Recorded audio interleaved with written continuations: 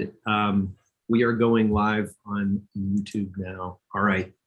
Welcome, everybody, to our 94th Wednesday Web Jam. We're super happy to see all the smiling faces. Today's topic, empathy, is something that we think is like super important, especially in the context of what's going on in the world today. I don't think anybody has any doubt about what I'm talking. So we're gonna. This is a repeat of something that we've done in the past, and I'm just looking at another screen. Sorry about that. To make sure that when the YouTube starts, I don't have another.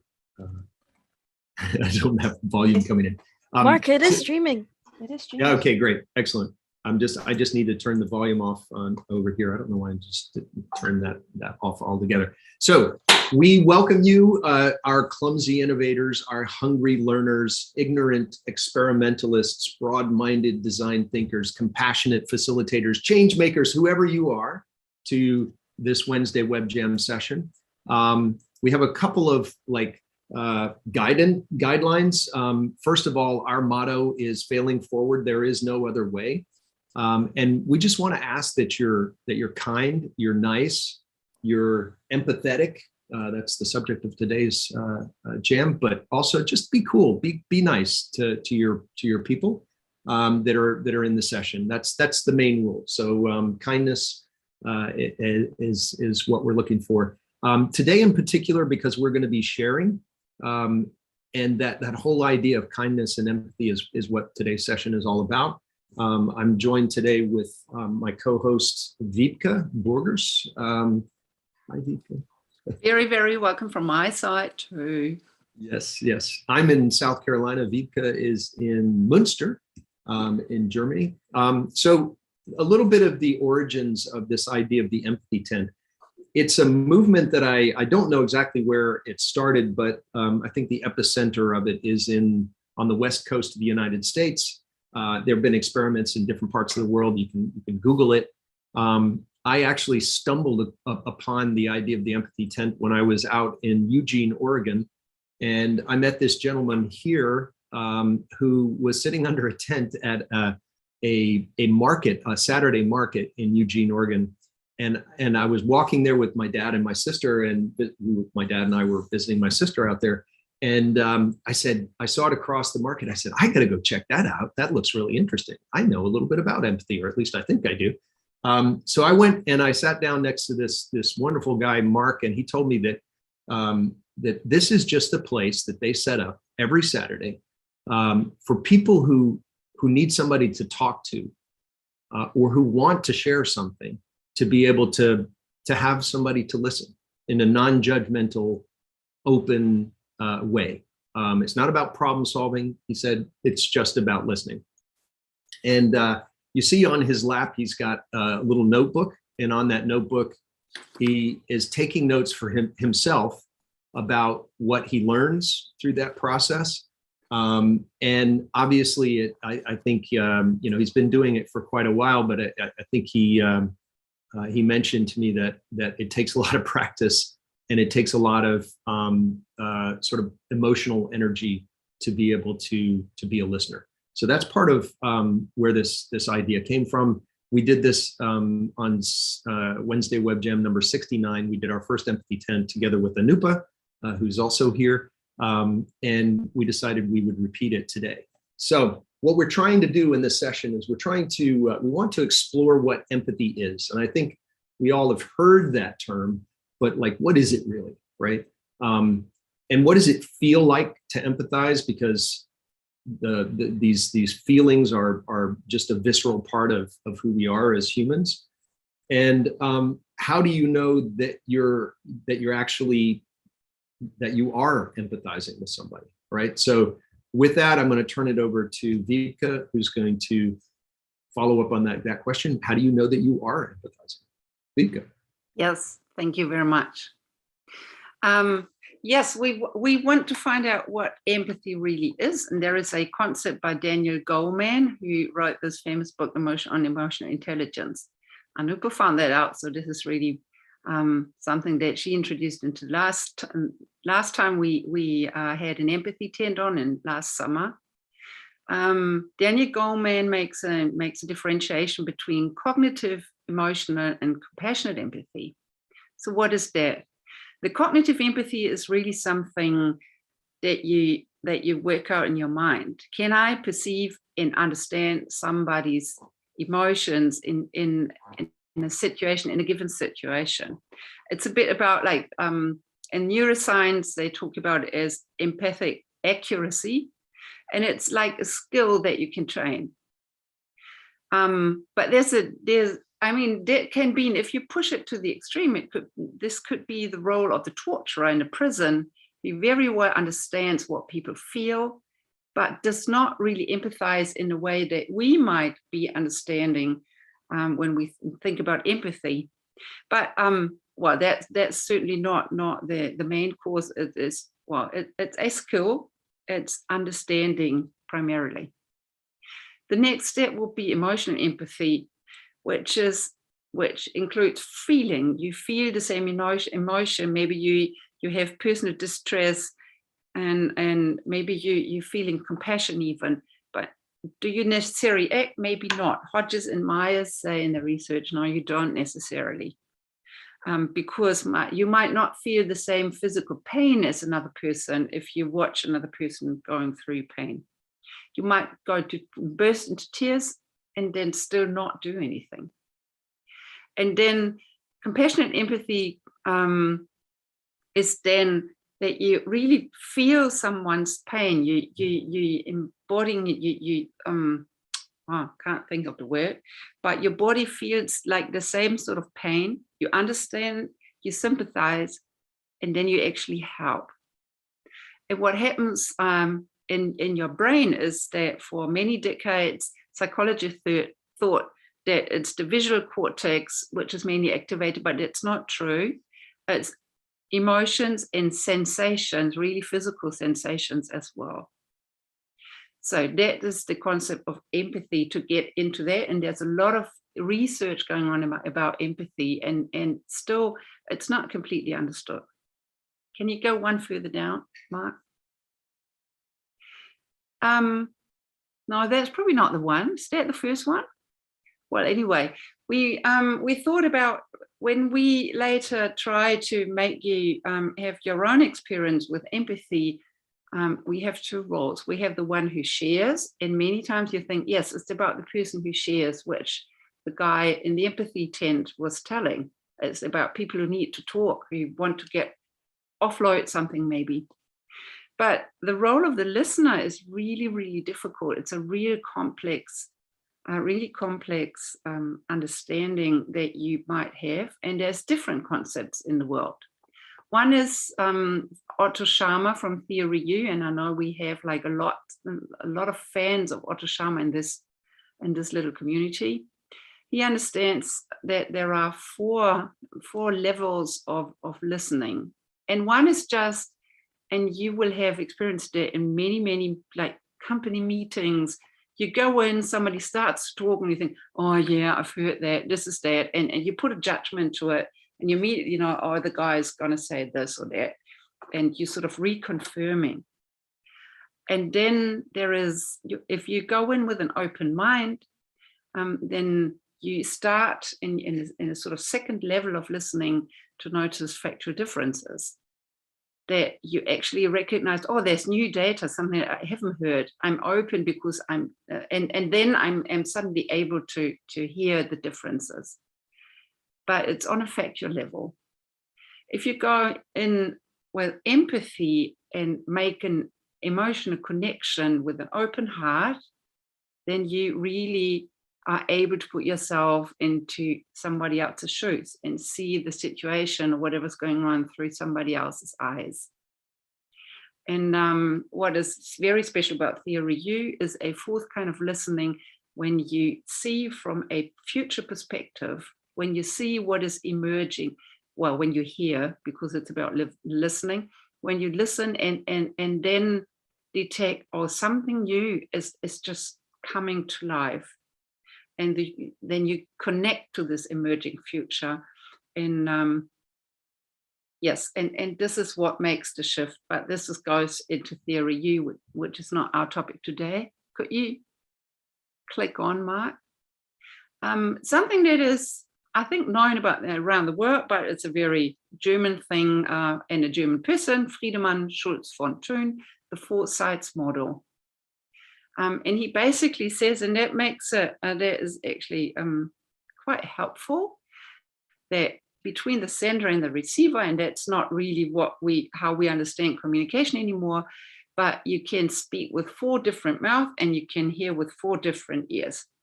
And the classic example is husband and wife sitting in the car, and she says, traffic light is green. So you can say, okay, there is a factual information. Yes, look at the traffic light, it's green. It's most probably not what then the guy in the driver's seat will hear. Maybe the guy in the driver's seat says, or hears an appeal. Step on the gas, it's green. So an appeal. Or maybe if he's a bit friendlier, he will hear a self-revelation. Maybe his wife has taken some time, or they just didn't get started and now she's stressed, and she says, I'm stressed, it's green, please God. But maybe there's a relationship level involved in listening, and he then hears it from a relationship perspective, saying, God, you're such a bad driver, you never go when it's green. So all this could be in this one message. Marc?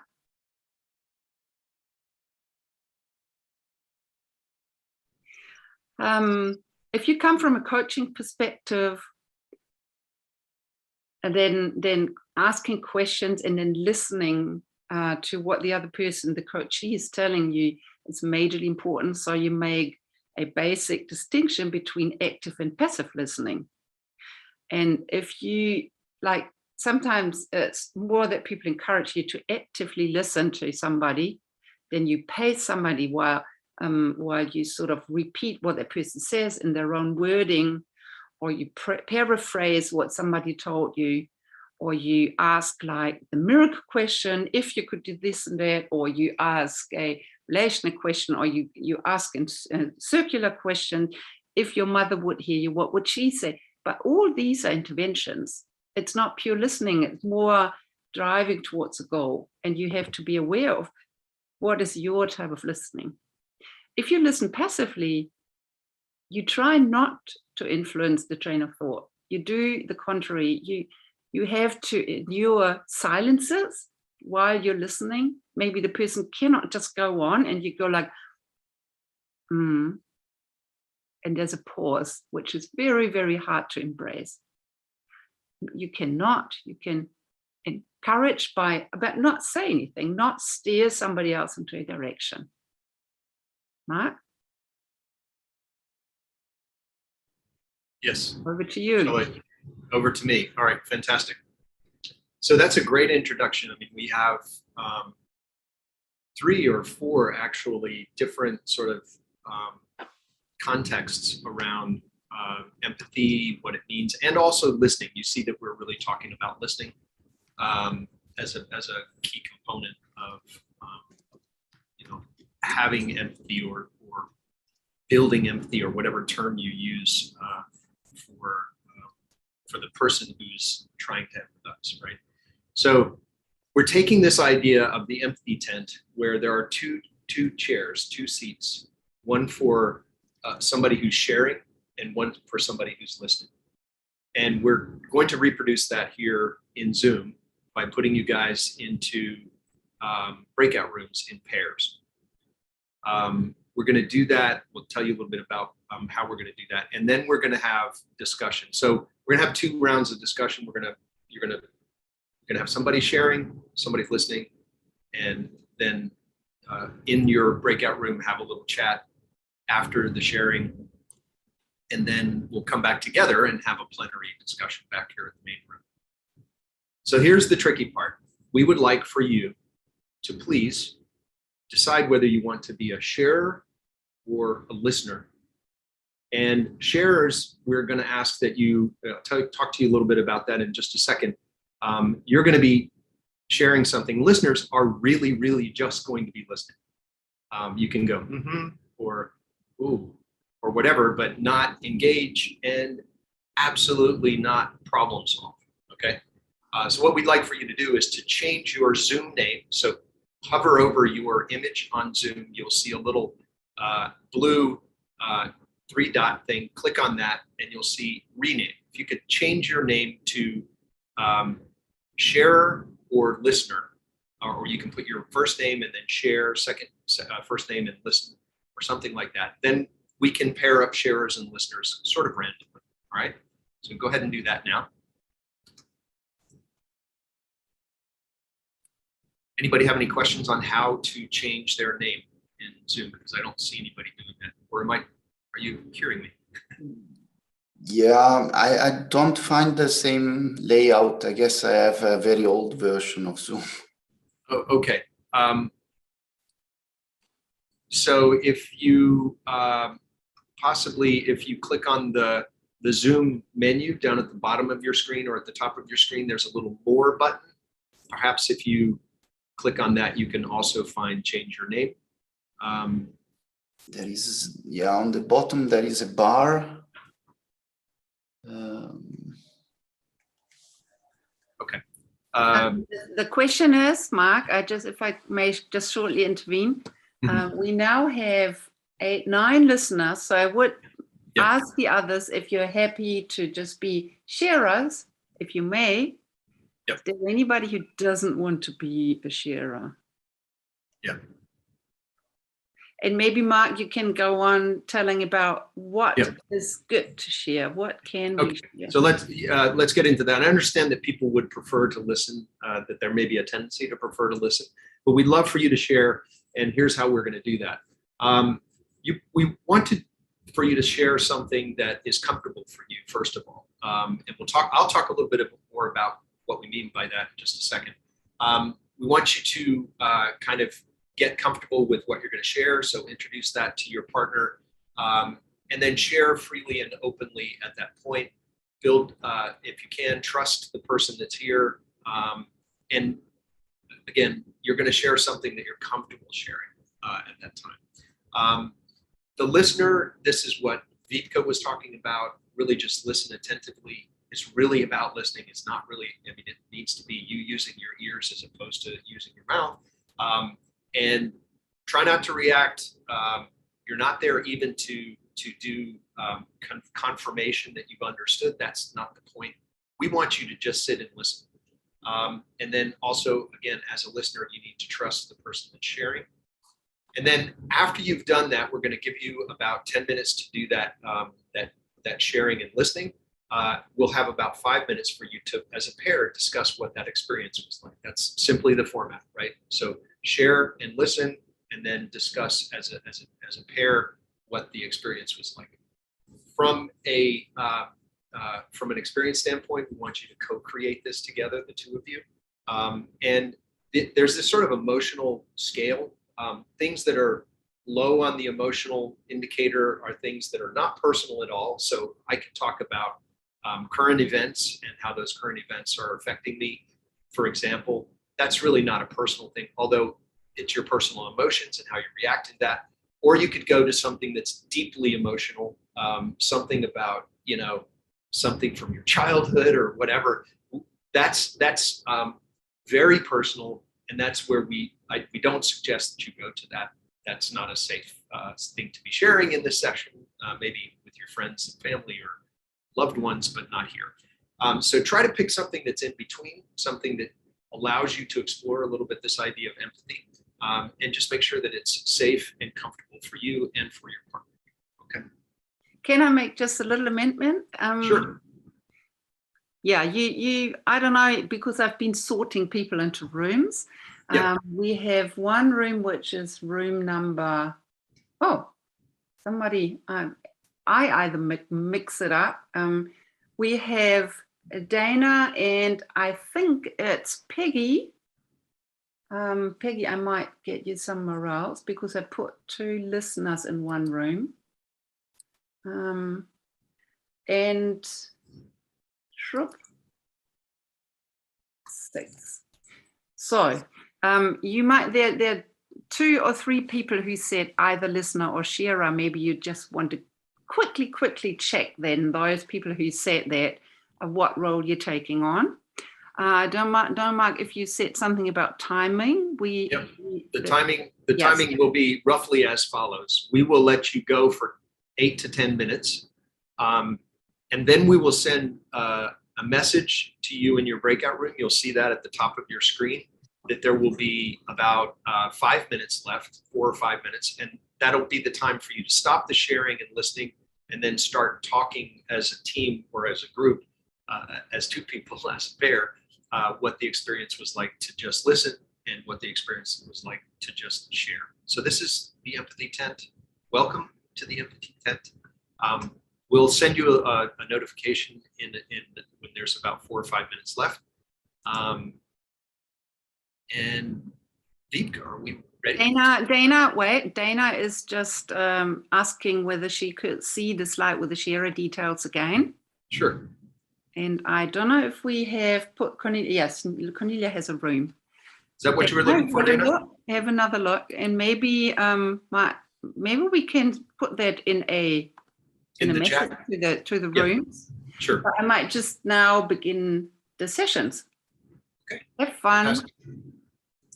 You're not coming back after these 10 minutes, but we will send you a message into the rooms and then go on to reflection phase. Sorry, one question on my side. Will it be recorded also live on YouTube or not?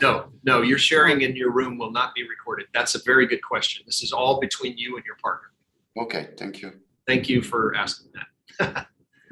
Okay, Wiebke. See you back here in 15 minutes. Have a good conversation. Not conversation. Wow. All right, cool. Let me grab click on text. Enter the room. Yes. There was a classic Freudian misunderstanding. Have a good conversation. Nobody's having a conversation. Right. It's not about a conversation. Wiebke, should I go into room 10 or should I? You should not. I ask you to stay here because I sort of had to put you into some room, but then first we had an uneven and then the even number. And so I don't know, maybe you want to stay with us. Danny. I'm cool with anything. There's somebody in room 7 that would like some help. Yes. Would you go there, Anupa, in room 7? Because sure. Danny is not coming. I don't know what's happening to Danny. Maybe he has something to do for his job. Okay. I can join room 7. Davis would like to be a sharer. Okay. Thank you. Anupa. Yes.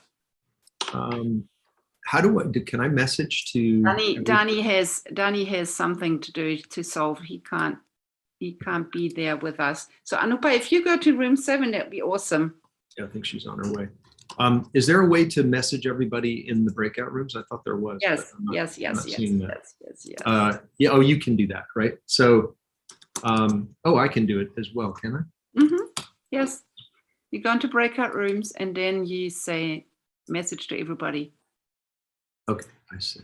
Sorry. I got it. What's happening? In my room, Cornelia said if we, because she has some connectivity issues, so she doesn't want to share. If we can have another person in our room, that'd be great. But it seems like everyone's occupied. We don't really. Maybe unless when Danny comes back. But hey, if we can send Cornelia. We could send her to another room, like. No, maybe not. Then 3. Or she's a listener. She wants to be a listener. Yeah. But they will all have started by now. Maybe we send her to room 7 with Anupa. Okay. Yeah. But then after that, I would not want to disturb the listening and the sharing because then it's not nice anymore. Should I jump in room 7? No.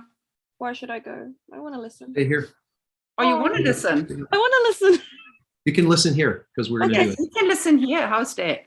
Okay, that's fine. Right. All right. So we want to stop the screen sharing? Stop the The YouTube? No, the screen share. Stop the screen share. Absolutely. Good idea. Stop Yeah. the sharing. Now we're not sharing anymore, a screen. Wonderful. So here's what we're going to do. We're going to try this. I will share for about 3 or 4 minutes. You guys turn your videos off, and you're going to be listening. I'm going to put a little timer on because I can easily fill up 3 or 4 minutes. Should we do 3 minutes or 4 minutes? Let's do you do 4 minutes. 4 minutes. Why not? Mint wants the entire, the full sharing, the full listening. Okay. All right. So I'm pulling up my chair like I'm sitting in the empty tent. Look at Wiebke.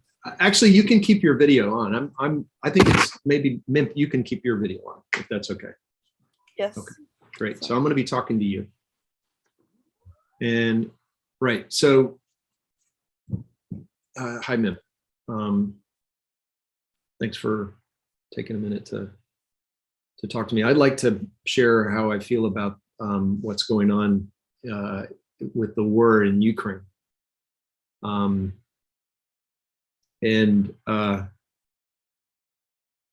Yeah, it's God, I'm already getting emotional.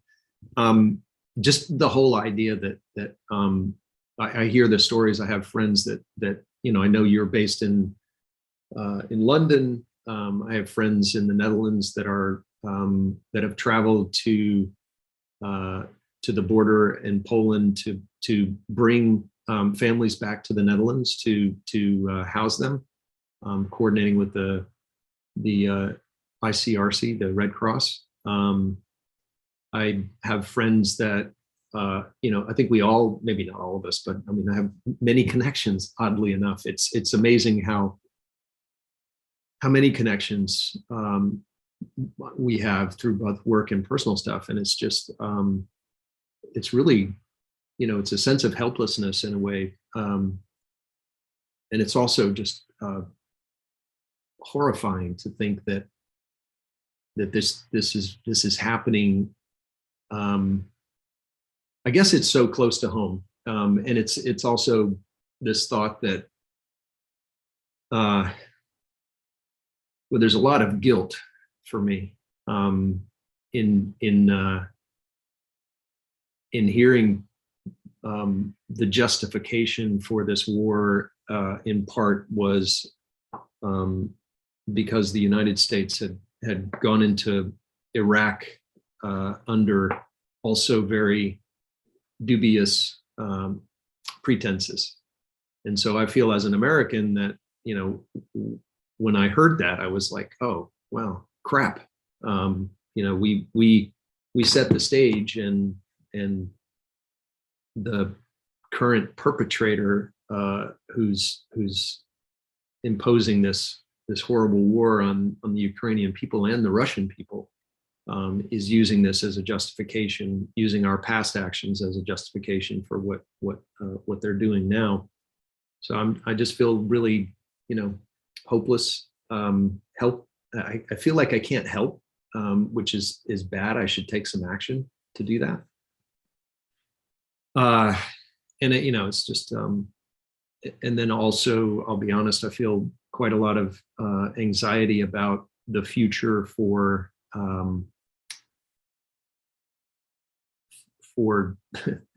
the planet, for people, and it's just an amazing thing to be saying after growing up under the threat of nuclear war, and then we had the falling of the wall and all that kind of stuff, and it's funny how this is just kind of, it's coming back circular. That fall of the Berlin Wall. I was in France when that happened, and it was an amazing time, and the world was going to be at peace, and all of a sudden here we are again, with a situation which is that just shouldn't be happening.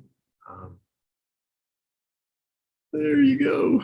That's how I feel about the whole thing, and it's not that easy.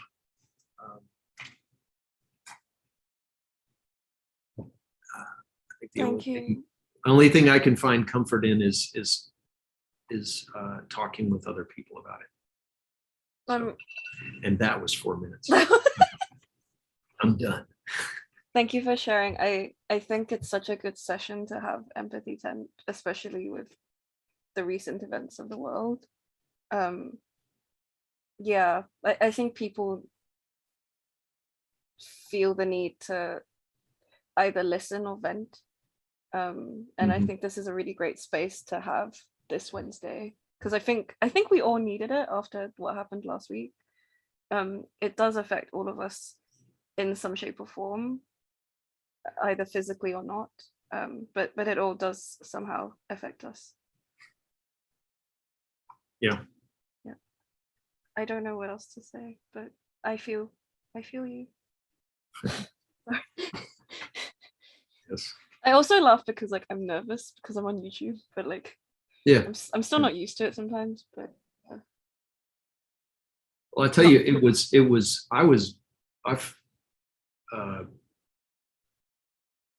I was ready to stop at 4 minutes. I could easily see it getting really deeper, right? But it was actually not.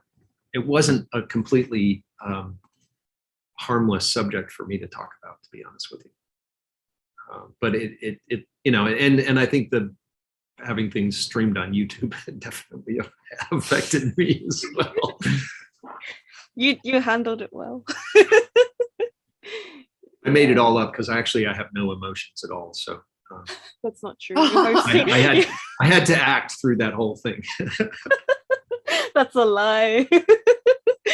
Mr. I host Empathy Tent twice now. I don't think you don't have emotions. You have emotions. That's the first time I've been in the Empathy Tent. So. Hey, sorry guys, can you send me to room 5? Done it, Nachika. Bye, Thank you. Nachika. Bye. See you on the other side. I'm glad Nachika is back. I've been missing him. Yeah, same here. But how was it? Where did you send Nachiket? To room 5, to Chris. Was he there already? Yes. Yeah. Oh, he just fell out. Okay. I was gonna say you sent him to Narnia, but I was too late with that joke. Please laugh. Haha. Yeah. What should we do with these remaining minutes? I just thought maybe we might explain why we're doing this empathy thing, or why you need empathy at all.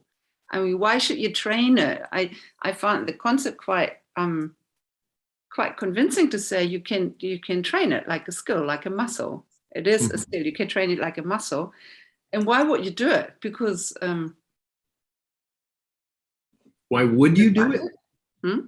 Why would you do it? Or why would you do it? I mean, of course we thought about it, but yeah. Just go on about a bit. Well, real quick parentheses question about the timing. You sent a message 5 minutes. Yes. More for sharing. Is that right? 3 more minutes. For sharing? Yeah, okay. I just want to make sure. Then there's a 5 minute, you have 5 minutes now to discuss, right? That's going to happen. Yeah, of which we have 3 left. Three left. Okay, great. So they're coming back in 8 minutes. No, they're coming back in 3 minutes, 3.5. Oh, we only gave them 4 minutes or 5 minutes to share. Oh, okay. And then we want to hear in the plenary. Yeah, okay. Because in the run of show, it was 10 minutes to share. Oh. Yes. To the YouTube audience, this is called failing forward. Yeah. Wow.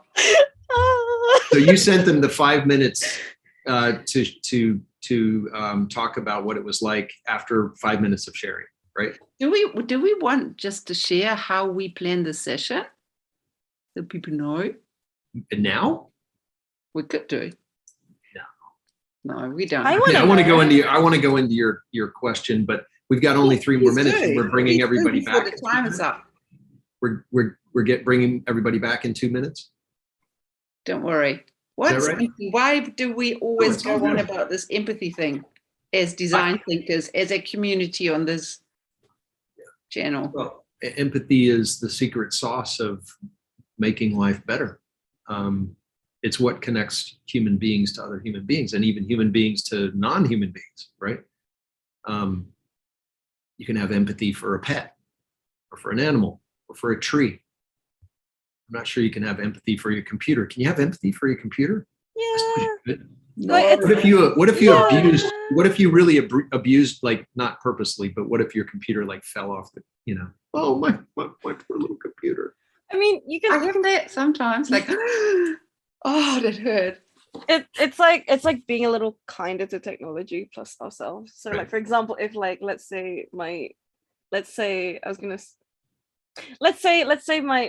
computer suddenly restarts, I'll go, oh no. But then like I try to be a little kinder, go, oh, it happens. Technology, it happens. All Right. this technology, yeah. Do Well, you you're- guys think that empathy is contagious? Because this morning I went to Wednesday morning is sacred yoga. I go there and there were these two women and said, could we have a yoga training which is a bit more for the soul? And the guy said, actually, I'm not really into that, but I believe that when we all get a bit friendlier in this world and a bit more empathetic, then maybe it's just what we can do in this end. We can't directly interfere in Ukraine because it was about Ukraine, of course.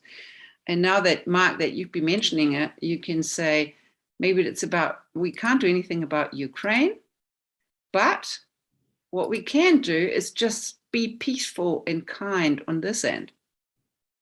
And just change the environment. And I see that if I see my children's generation that goes as far as your age, that I think people are being friendlier. They're being more empathetic and they allow themselves to be that, which is a nice thing. I see some smiles. Yeah. Yes, I see some smiles Yes. too. I do too. Mm. Wow. How was it? What did you experience in your breakout rooms? That must have been like, wow. Does somebody want to tell us?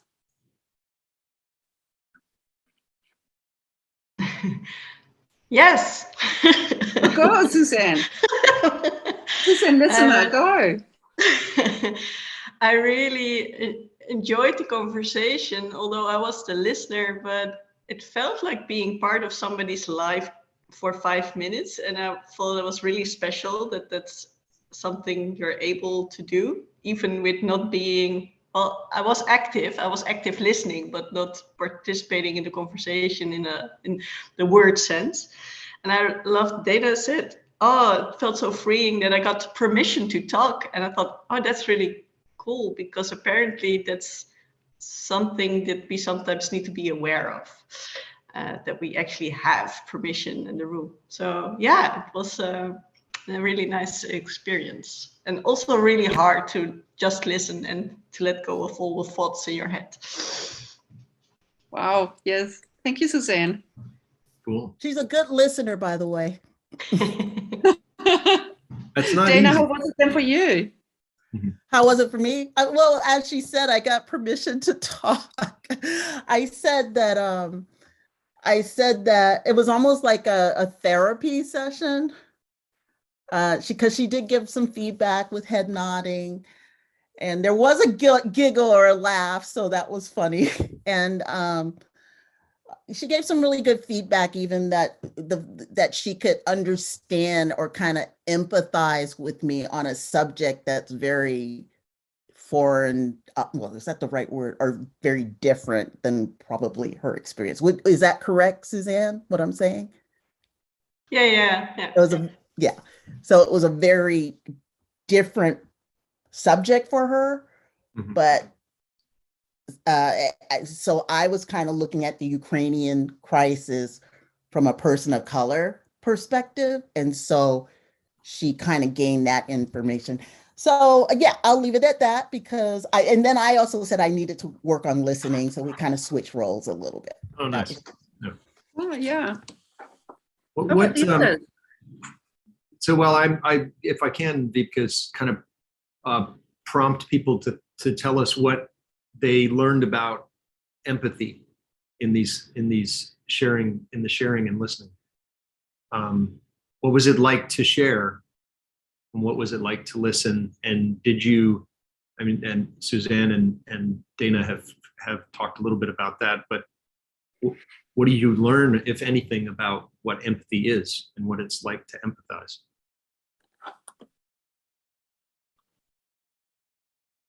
I can say something about it. Mm-hmm. I thought it was a very intimate space you create together, and well,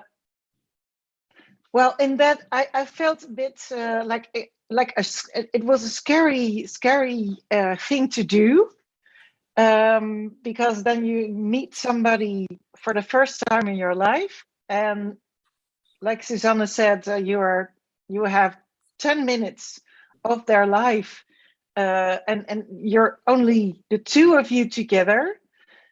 So yeah, we were wondering also if it's even more scary or embarrassing if you are in real life together than remote. And I think that's even, well, finally, I think the empathy, you need to do a scary thing to empathize. And that's, I think what I wanted to say. Yeah. Scary in the sense that it feels a little bit uncomfortable and uncomfortable, exactly. Yeah, uncomfortable, and can be embarrassing, and right. Yeah, I think so we did a little activity in the main session where I shared some thoughts. You can watch it on YouTube later about what I've been reacting about the Ukraine war, and also I felt that moment where I was getting into, I mean, right at the beginning, I felt the moment that I was getting into my emotions. And it's funny because I think we go through life with this, or I feel like there's the shield up to shield you from your emotions from the world, and you put it up so that you have these filters, right? And as soon as you go through that shield, it's like, oh, I'm going there, right? And also I think uncomfortable for the people who are on the other side because they're feeling your feelings, right? I think that's empathy, right? When you see somebody like in a movie, you see people like really sad moments and you start crying. I mean, maybe it's a type of empathy for sure. It's a little bit artificial, but it's also real, right? That's awesome. Thank you for sharing that, Fika. What I find really striking from what you three said is that obviously you need courage, but if you really take up that courage and hop over the fence, then it's a great gift for both sides. That Suzanne said that, but Dana said that as well. It's like you're allowed to be part of somebody's life. I mean, that is like a great gift. But the other one, to be given space to talk, because we all try to squeeze our 50 cents in and we never get given time, that's a great present as well. And I really like your descriptions about it. Jacopo, how did you see it? How did you live through that breakout session? Well, it was strange because of the remote session, first of all. So sometimes it was difficult to approach the other human being through the machine, and so monitors wise and camera and so on, and so that was the first thing. And then also there was a certain let's say reluctance to disclose certain things and not another. So let's say the description remained, although was a personal thing, remained at the level of as much factual as possible, let's say. Mm-hmm. And may I ask, did you have your camera on or off during the sharing? Was with on camera, camera on, yes. And did you feel comfortable?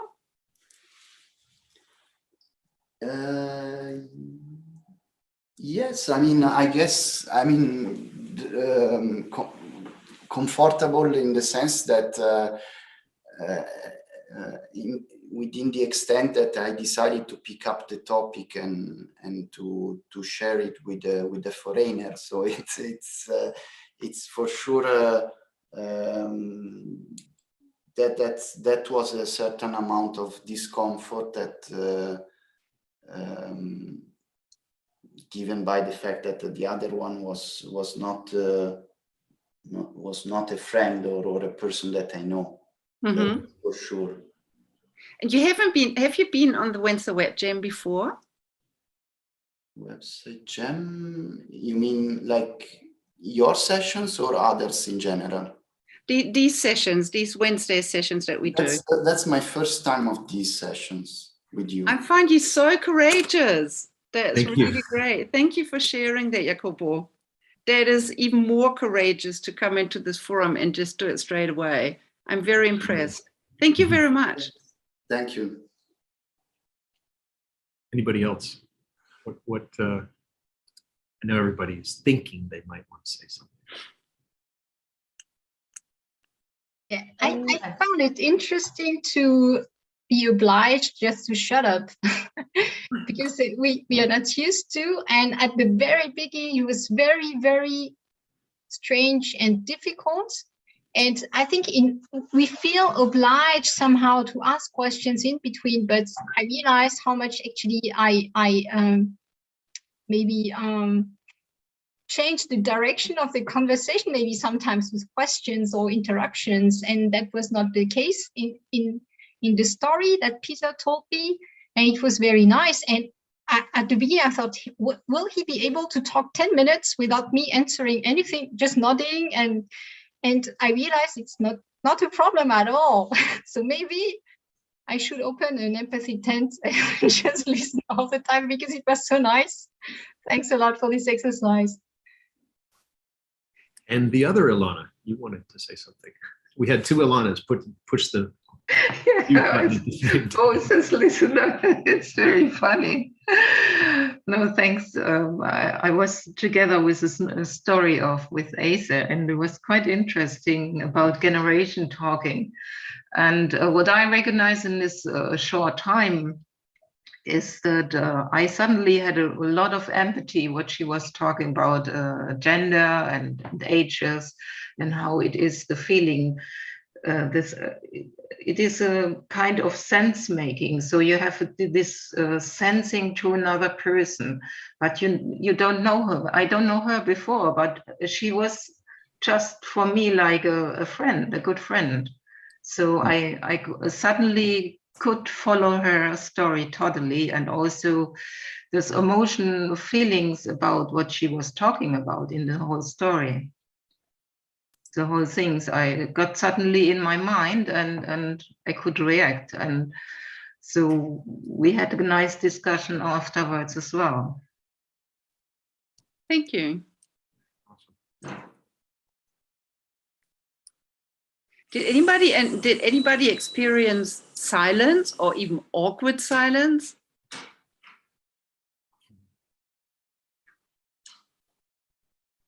Courtney says no. I talked. I was very conscious of the time period. I won't call it a constraint or a restraint, but just that I had 10 minutes to tell a story, and I didn't know if I had that much to say about it. And Anupa and Cornelia were my listeners. And Anupa was on screen, Cornelia was not on video. And I was telling them afterward in the discussion that I tried not to focus on Anupa because I didn't want to see any of her cues in case she was giving me some. I think she smiled, she may have nodded, because I also felt like Fika, that it was an extremely intimate experience. It was, and I was talking about gardening, so so it was really very interesting in that way, and also in the back of my mind, I had this little conversation going on, like, oh, they don't really care what you have to say, do they? And is this even interesting? And and so then anyway, there's a whole bunch of stuff around that we talked about, but that was very interesting to do that, and I appreciate it, and I really loved our discussion afterwards, and hearing what other people had to say. Awesome. So we have 1 minute, and then we have, or maybe a minute and a half. I know we have two people that want to talk real quick. Reminder to everybody here, and especially to those who haven't been at a Wednesday Web Jam, we're going to stay for another half an hour after the top of the hour to have what we call backstage. It will be not broadcast on YouTube. It will not be recorded. And it's really just to dig more into this whole thing about empathy. Who would like to say something real quick? I think Peggy was first. Peggy, okay. Okay, Peggy. Yeah, I was just thinking, just in terms of facilitating this online, like I was the sharer, and I found myself trying to do the topic, trying to do what we were supposed to do. And I found myself thinking in my head, oh, I'm supposed to watch. I kept looking away when I was sharing because I was remembering, and I kept forcing myself to look again. Is the person being empathetic to me? Because I was supposed to give feedback, and I was like, oh, this is kind of a little bit. So I just found that kind of interesting in terms of facilitation situation, Just wanted to bring that up. Thank you. Real quick, Dana. Dana. Yeah. So I just wanted to comment that it makes a big difference when the listener is still interacting with you. So for example, Suzanne, she was nodding. She even laughed at one point. And I know, just in the type of person I am, I like seeing that feedback versus if someone's just there listening, not showing any emotions. So that was my comment, because otherwise I might even get a little nervous because I'm thinking, this person's not interested. I'm looking for some kind of feedback. That's my comment. I think that's a really interesting one. I'd like to talk more about that in backstage, because when Jacopo was talking and his video is not on, I felt like that was a really interesting, it's not good or bad, but it was a different kind of experience than when you're actually seeing somebody reacting to you, has been we talked about earlier. We unfortunately are getting to the end of our session. But fortunately, we have the backstage, so we can have an informal chat afterwards in here in just a few minutes. Thank you for being part of the Empathy Tent. Hopefully, we can do this again. Well, we can do this again, and we'll schedule another one in the future. Tell all of your friends and family to come next time. Wiebke, can you or Donna's not here, so Wiebke, if you could tell us a little bit about next week's Wednesday Web Jam. Next thing, Martin. Martin is somebody who comes from Berlin, and he does improv theater and coaching, and he's a business jester. So this is an overcoming binaries. He wanted to do something else, but he didn't find it appropriate in the context. So, but this is by no way a secondary option. Overcoming binaries, he wants to sensitize us a bit for the fact that binaries is more than gender. Binaries is more than 0 and 1. And we want to go a bit into that concept. What's our thinking like? Do we always think in binaries, and what consequences does that have? And this is what we're going to talk about with Martin. So do register for it. I've just put the link in the chat. That's going to be really, really interesting. I'm really looking forward to that.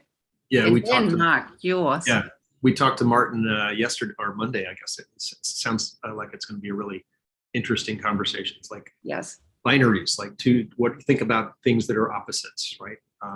So There's a lot of that in life. We're going to dig into that. The week after, so 2 weeks from now, we're going to do a book club, a Wednesday Web Jam book club. And I read this book. It was the book of the year from one of my, I guess, idols in a way, Seth Godin. And I started reading it and I was like, this is going to be really boring, but I couldn't put it down because it's about the origins of the two different schools of thought around the environmental sustainability of the world, and well, not the world, but humans on the earth. So it's kind of interesting in a sense. We should all have some sort of interest in this. Really, really well-written book, super amazing storytelling, asking that you guys read that and show up, and we'll have a few of us that will be facilitating kind of a book review and discussion about that. Join us on our social media whenever you'd like. This is our team. We're all volunteers. We really enjoy this. It's kind of like wonderful to see our community here every week. If you would like to contribute, we would love to have a donation. Buy us a cup of coffee, a couple of dollars here, a couple of dollars there. Our goal is to raise about $1,000 every year to be able to support the MailChimp and the YouTube and all these other channels that we use. Did I miss anything, crew, before we go to the backstage? No. Awesome. Okay. Well, with that, we're going to say goodbye to YouTube. Goodbye. Goodbye, YouTube.